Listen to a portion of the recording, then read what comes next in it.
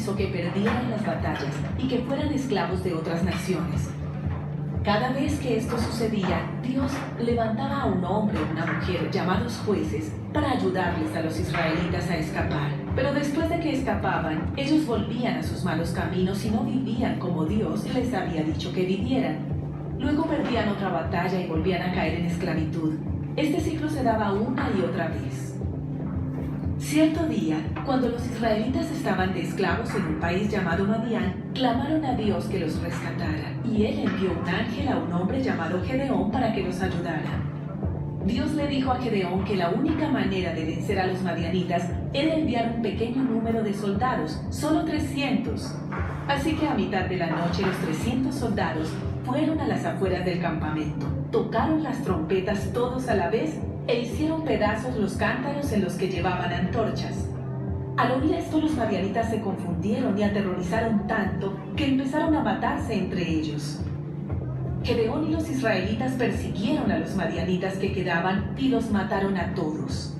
Después de esta batalla, Israel disfrutó de 40 años de paz. Pero cuando Gedeón murió, los israelitas volvieron a sus malos caminos y adoraron otros dioses. Así que fueron capturados por los filisteos. Dios envió otro juez llamado Sansón. Sansón tenía el cabello largo y era increíblemente fuerte. Una vez logró matar a un león salvaje con sus manos y lo despedazó. Los líderes de los filisteos le tenían miedo a Sansón debido a su increíble fuerza. Así que idearon un plan.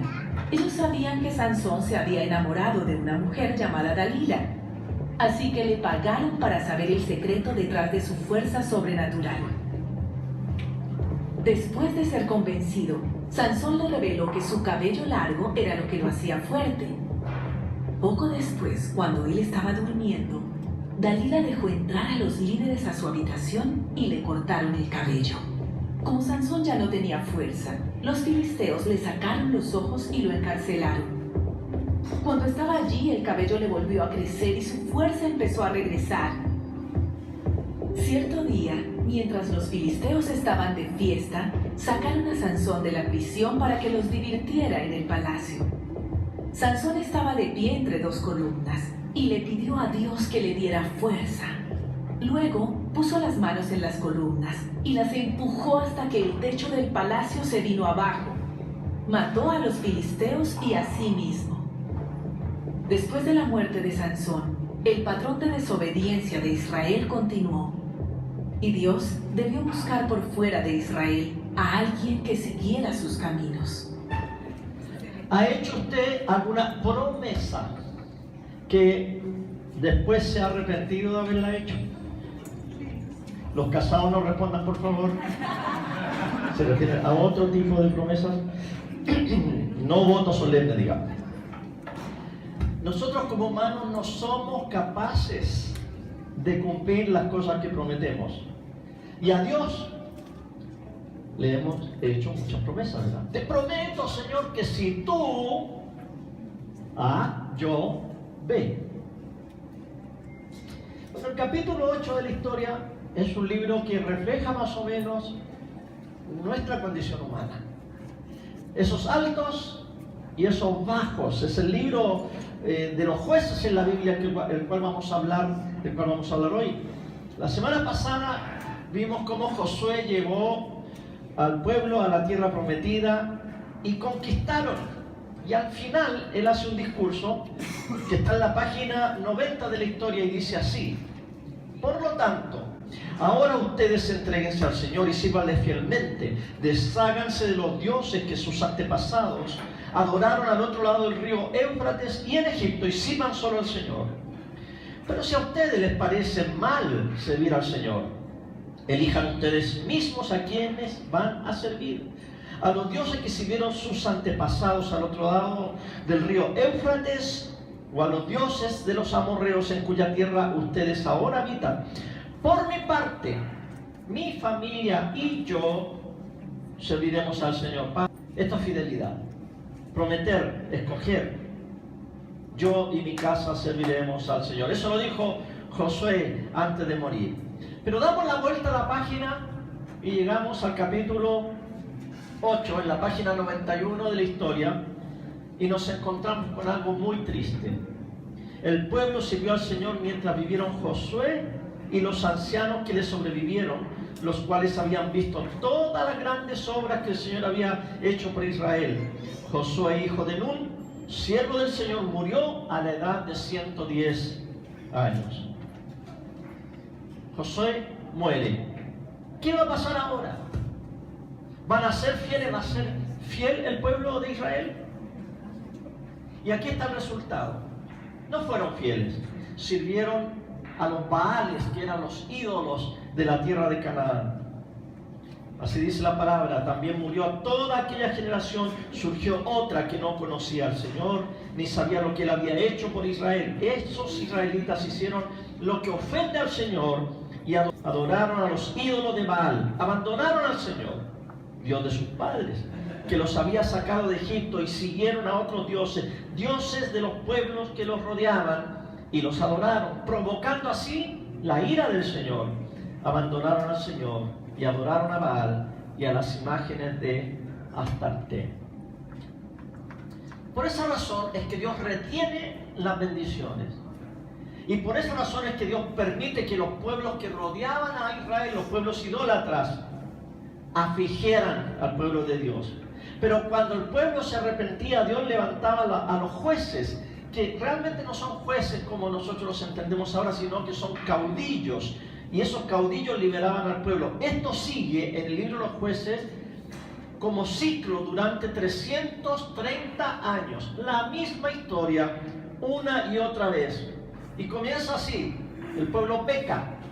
Comienza por el pecado. El pueblo sufre. Después de sufrir se arrepienten. Dios los restaura. Llega la paz y la prosperidad. Y luego vuelven a caer en el pecado. Es la misma historia que vivimos nosotros, ¿verdad? Pecamos por causa de nuestra rebeldía o rebelión contra Dios. Sufrimos.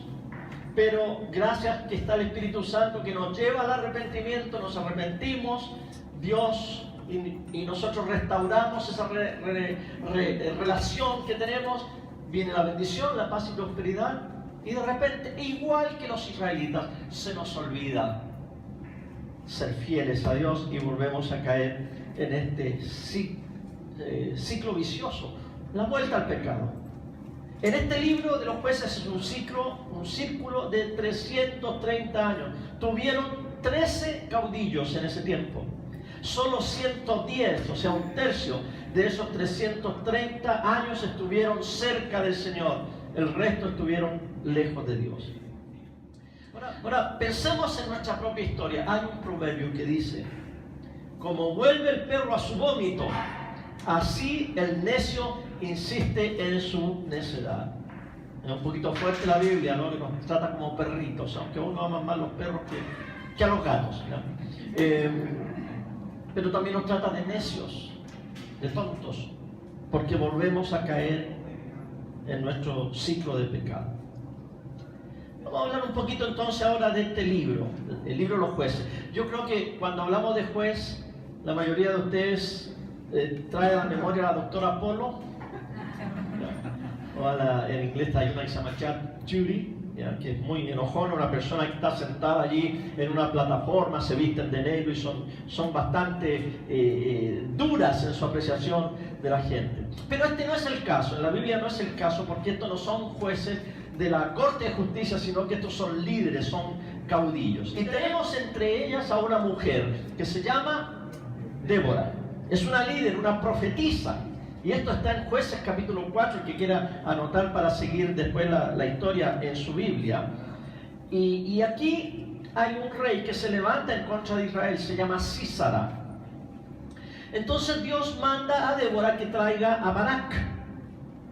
Y le dice a Barak: tú vas a ir a pelear contra este pueblo que nos aflige. Pero Barak era cobarde. Y Barak le dice a Débora: sí voy, pero tú tienes que ir con nosotros. Me acompaña. Y ella dice: sí, dice, voy a ir, pero por cobarde, la victoria no te la va a dar Dios en tus manos, sino que va a ser una mujer la que se va a llevar el honor de ser el instrumento que Dios va a usar para liberar a su pueblo. Ahí en la página 94 al medio ahí del libro dice: pero Jael, esposa de Heber, tomó una estaca de la carpa y tomó un martillo y con todo sigilo, a ver, pónganme música tétrica, se abre la puerta y esta mujer tiene ahí, no sé si leyeron la historia, leyeron esta semana, media rara esa historia, ¿verdad? El hombre entró a su carpa pensando: esta mujer me va a ayudar. Sí, pase, por favor, le dice ella, pase nomás. Tiene sed, le tengo lechecita muy fresca para su sed, duérmase nomás. Y él dice: tú cuida la carpa, no dejes que nadie entre, y si alguien pregunta, dile que no hay nadie aquí. Y la música tétrica. Y se acercó a Sísara, quien agotado por el cansancio dormía profundamente. Entonces ella le clavó la estaca en la sien y se la atravesó hasta clavarla en la tierra. Así murió Sísara. ¿Te imaginas ser la esposa de Jael? Después de una pelea, una discusión con ella, y que ella te diga: Hani, ¿por qué no te vas un ratito a dormir la siesta? ¿Quieres un vasito de leche? Aquí hay una gran enseñanza. No hay que tomar leche. Mira, hay gente que piensa que las mujeres en la historia secundaria, o sea, en la historia que estamos ahora en la tierra, en este momento, solo sirven para taparlo a uno con una frazada y servirle leche. Están muy equivocadas o equivocados, tratando de hablar con un lenguaje neutro. Nuestro país está en este asunto de las protestas feministas. Hay universidades que están tomadas ya hace bastantes semanas protestando en contra del machismo, de la injusticia, de la manera que nos referimos a las mujeres o las tratamos. Yo miro esto con interés, pero no me olvido que soy cristiano. Y la palabra de Dios para mí es muy clara en cuanto a cómo nosotros nos debemos tratar los unos a los otros. Hombres, mujeres, niños, ancianos. Nosotros tenemos otros estándares.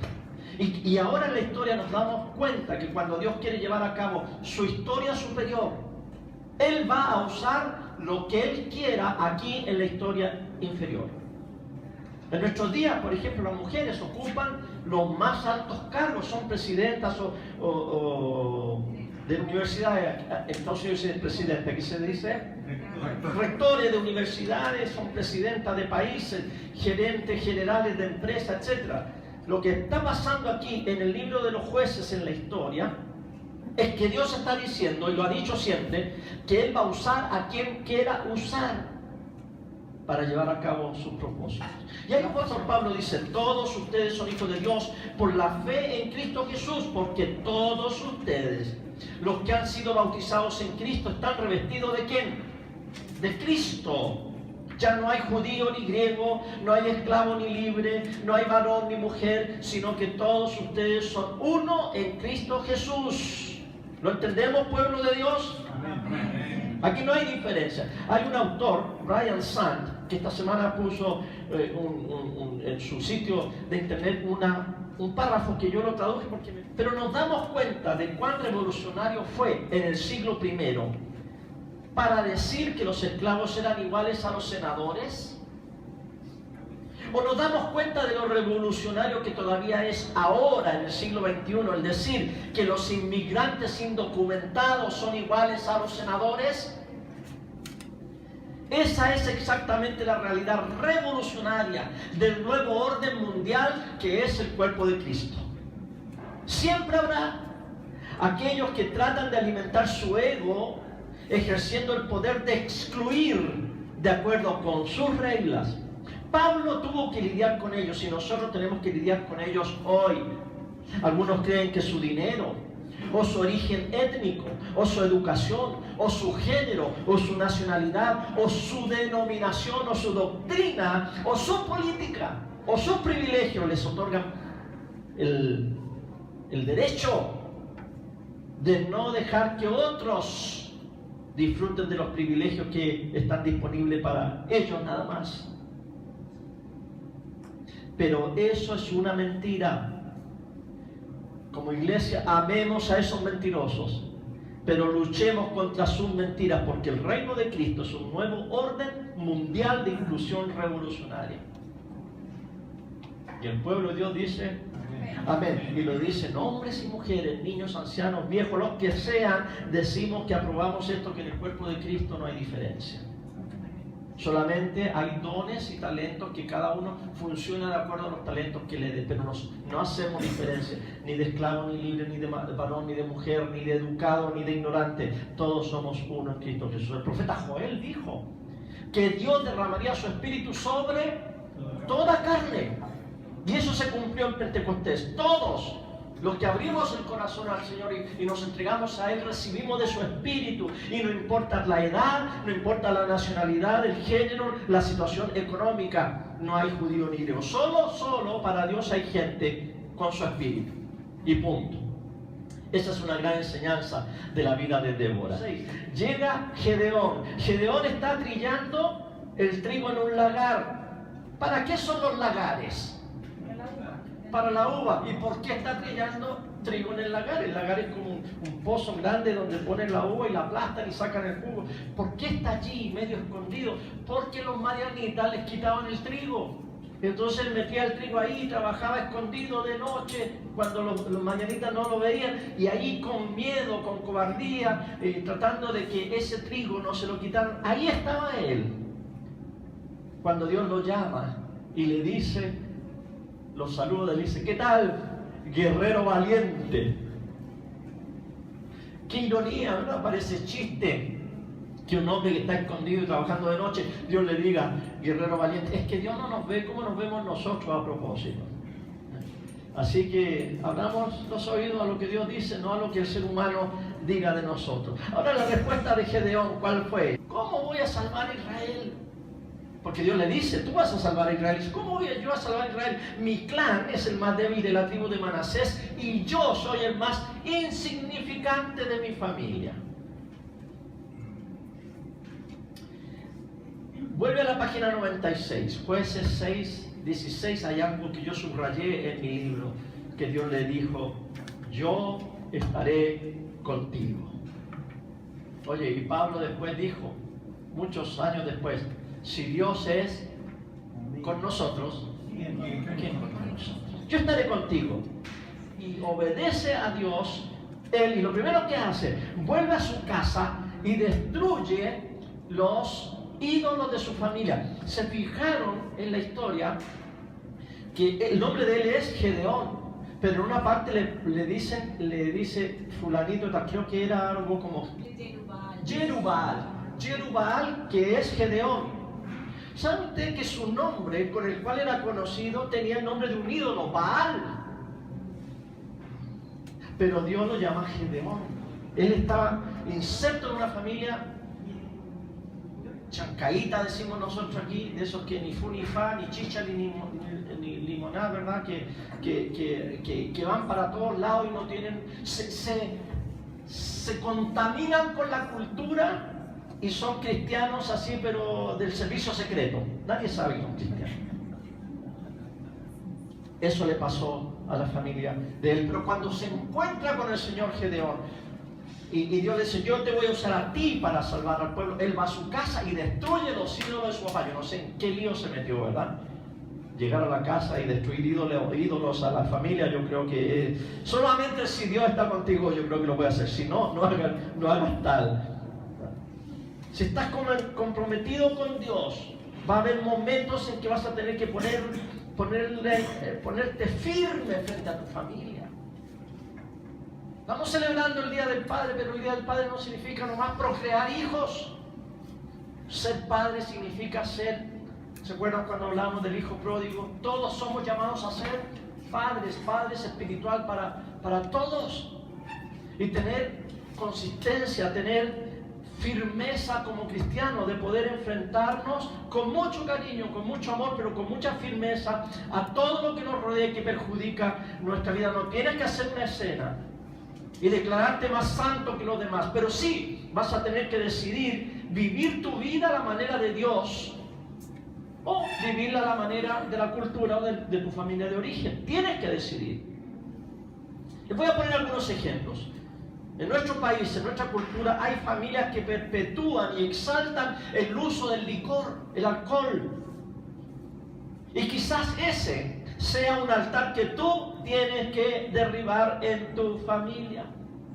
Al Señor. Quizás en tu familia hay una cierta liviandad hacia las cosas sexuales, la forma de referirnos cuanto a las mujeres, por ejemplo, la cuestión de los famosos piropos, en parte por ser tan yo pensaba, ¿por qué los hombres en Chile están tan pendientes de eso y tan asustados que no vaya a hacer cosas que me den un parte por ser imprudente? ¿Verdad? Pero a mí nunca se me ha pasado por la mente eso, porque yo viví en una familia, en una cultura, en una iglesia donde no se me enseñó eso. No se me enseñó eso. Se me enseñó a respetar y a querer a mis hermanas y señoritas de la iglesia como si fueran mis propias hermanas, un respeto. Esa es la cultura del reino. El respeto, el amor, el cariño. Pero si viene de una familia en que eso no se te enseñó, y el asunto sexual, los objetos sexuales, la pornografía y todo eso es algo que se permite, a lo mejor hoy es el día en que tú, como Gedeón, vayas y rompas ese altar que está perjudicando a tu familia. Yo le pido que ponga a Jesús por encima de las tradiciones de su familia. No sea arrogante, no sea duro, pero tenga pasión y ponga a Jesús como el rey de su vida y de su familia. Gedeón le tocó hacer eso. Ahora va a ser un general. Tendrá que enfrentar a 100.000 madianitas y su ejército es un tercio, son 30.000 israelitas. Y aquí hay un problema. 100.000 contra 30.000.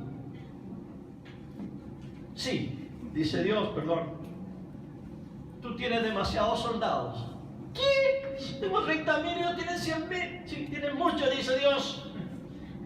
Y empieza a sacar a los que no sé, los que tienen miedo, los que se salgan y van quedando poquito. Al final queda él con 300 hombres contra 100.000. ¿Para qué es esto? Para que sea bien claro que la victoria es del Señor. Y no se olvide que Dios es el que libera y da la victoria. No el hombre, no las armas humanas, no los ejércitos, no la violencia. Esta batalla involucra 300 trompetas, 300 cántaros de barro, me imagino que eran más o menos grandes así, y 300 antorchas. Así que los israelitas tenían una antorcha, yo no sé cómo ponían el cántaro arriba de la antorcha prendida, pero no se veía, y en la otra mano la trompeta. 300 hombres contra 100.000.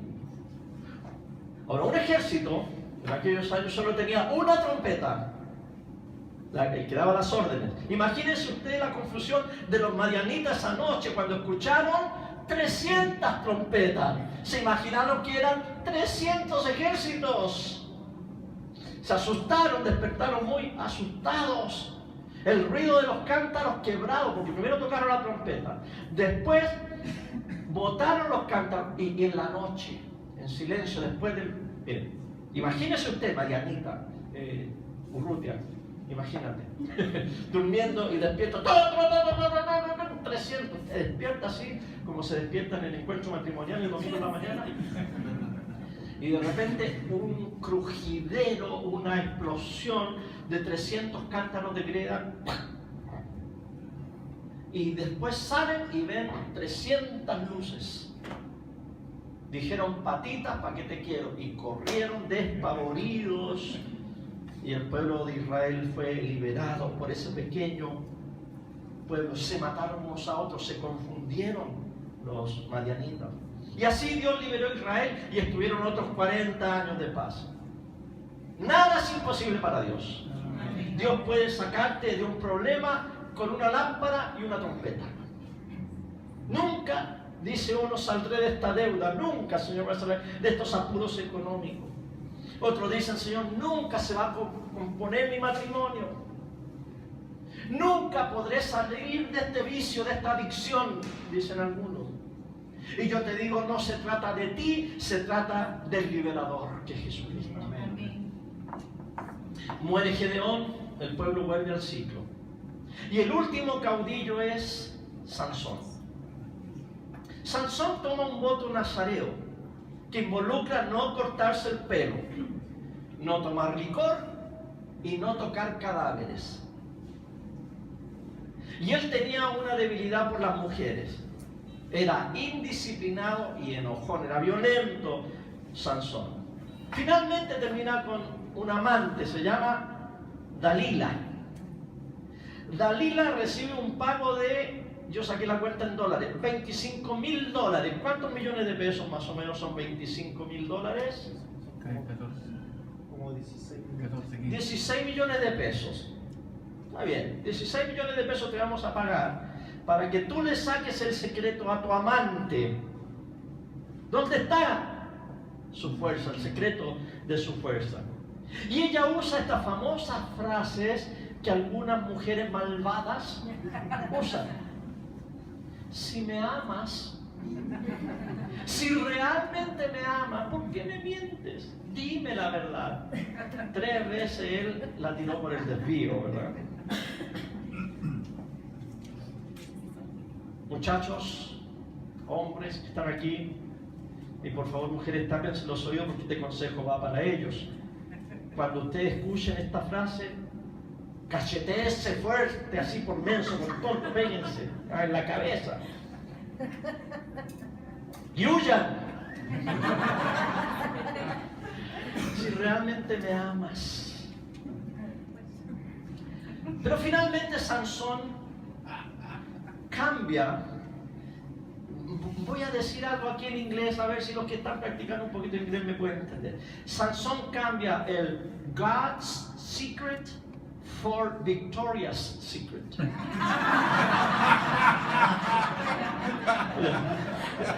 Oye, todos saben inglés aquí. Para los que quedaron colgados.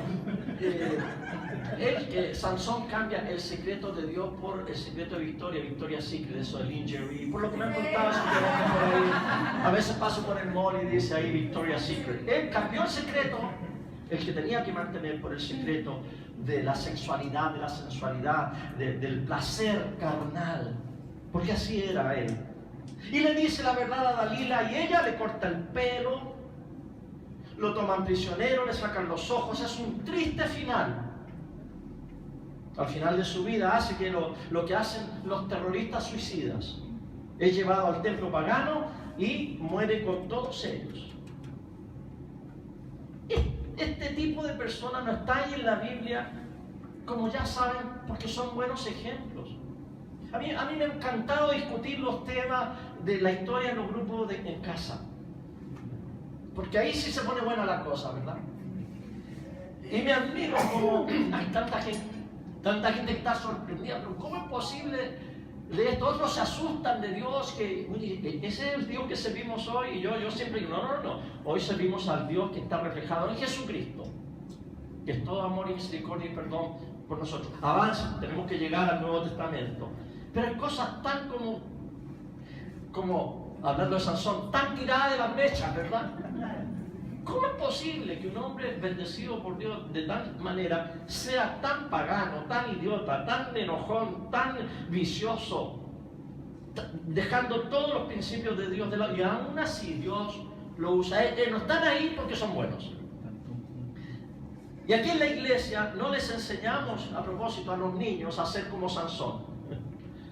Y no crean ahora que Walter ahí les está enseñando a las niñas, que están las niñas que están ahí practicando con estacas y martillos, ¿saben cómo van a matar a los hombres perversos? No.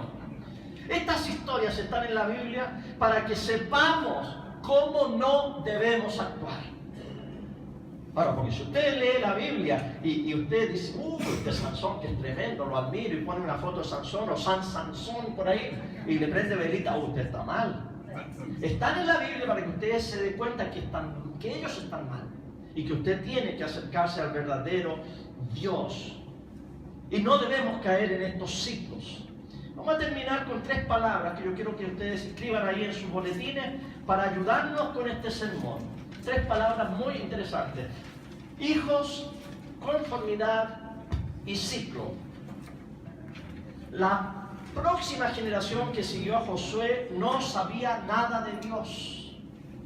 Yo no sé qué les pasa a esta gente en el Antiguo Testamento, en el pueblo de Israel. ¿Se acuerdan que cuando llegaron a la orilla de la tierra prometida para conquistarla, así como, no sé, empezaron...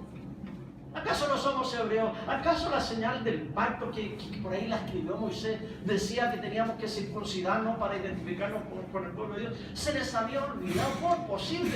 Yo digo eso, ¿cómo es posible que se les olvide algo que Dios les había exigido? Y tuvieron que circuncidarse toda esa nueva generación para poder conquistar la tierra prometida. Ahora pasa otra generación, ya murió Josué, y otra vez se les olvida seguir a Dios. Aquí hay algo raro. ¿Por qué se están olvidando la generación siguiente a servir a Dios?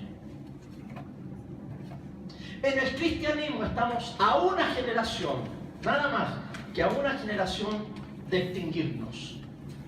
Si la próxima generación no cree, se extingue el cristianismo. ¿Y de qué vale entonces que el ser humano gane el mundo y pierda su alma? Hoy, hablando de los hijos, los padres estamos ocupados en que los hijos les vaya bien en la universidad, que saquen sus títulos, que les vaya bien en la escuela, que aprendan música, que vayan a karate, que aprendan otro idioma, que estén en deportes y pierdan su alma.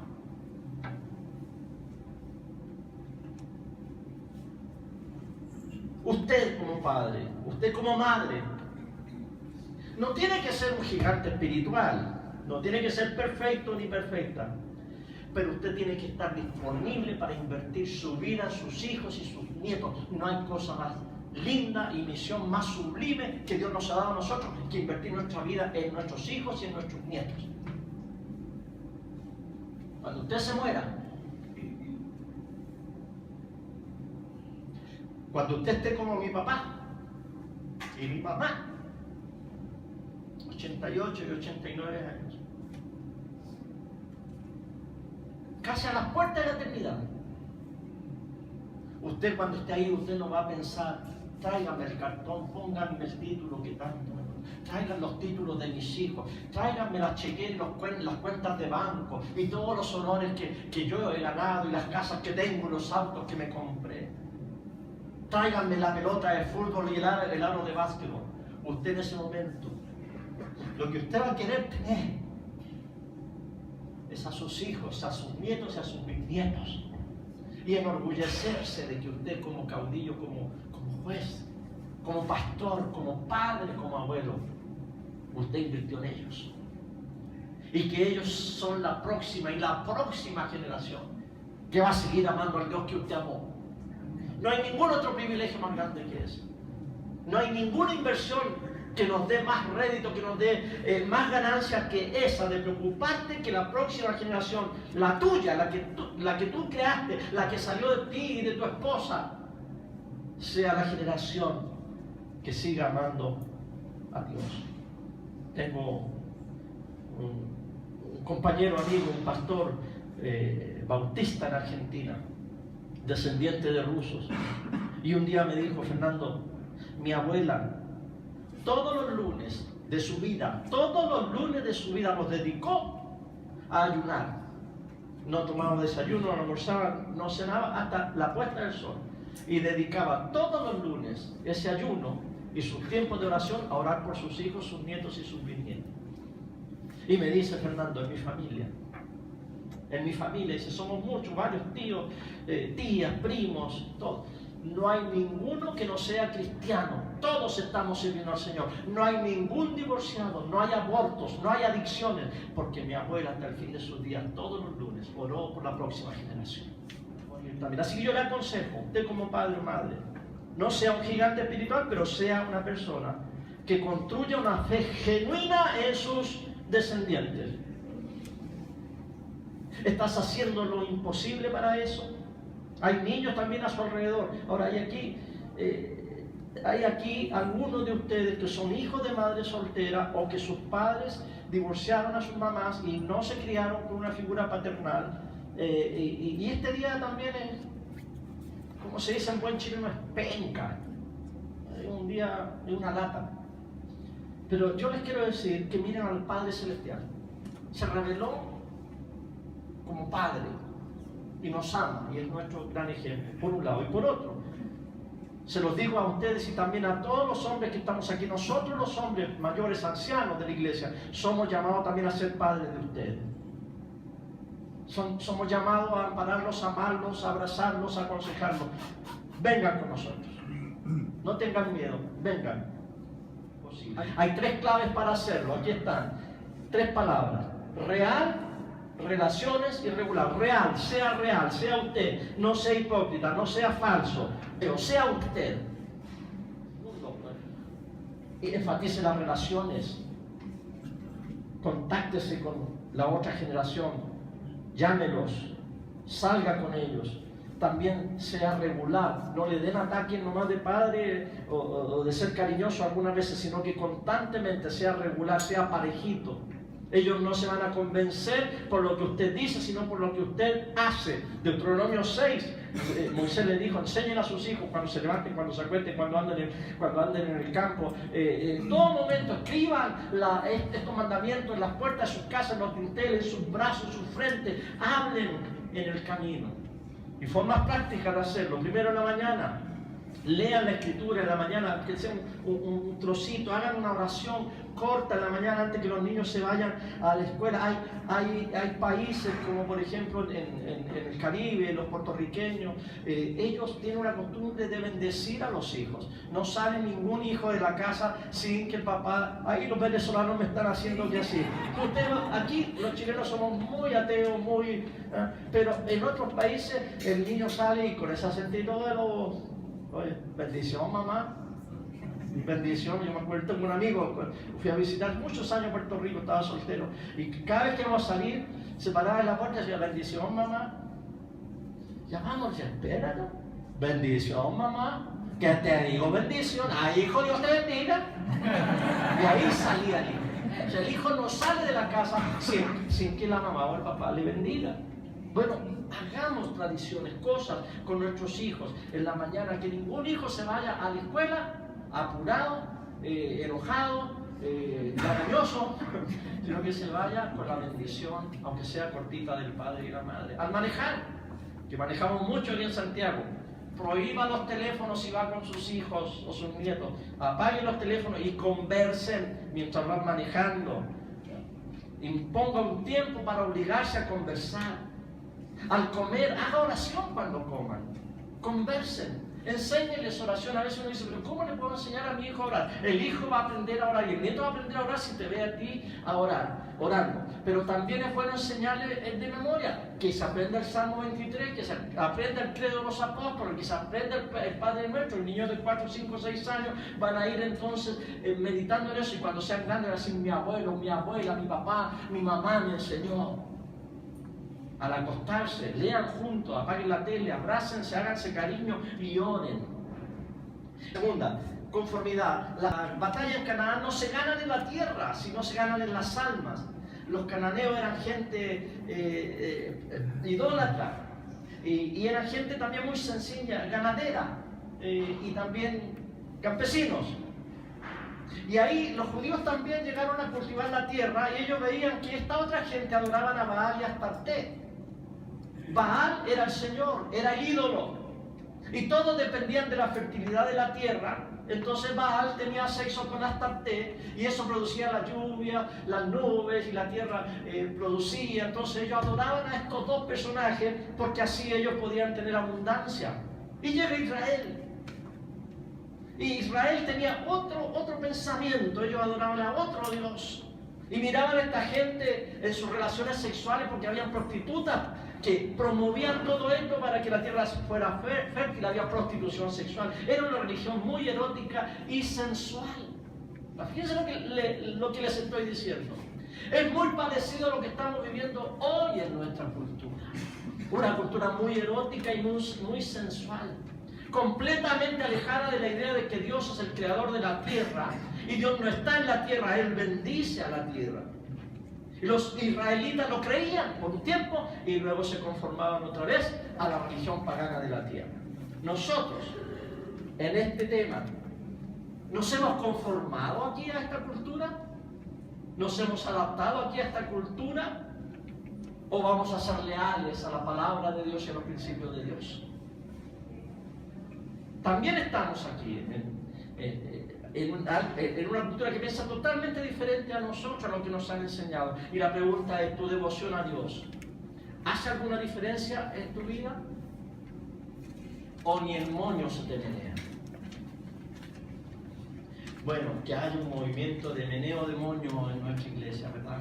En nuestras iglesias, en el cristianismo, para que nosotros nos diferenciemos. Romanos 12:12 dice, cambia tu manera de pensar para que así cambie tu manera de vivir. Debemos vivir diferentemente. Y por último, el ciclo. La última palabra que estaba ahí era ciclo.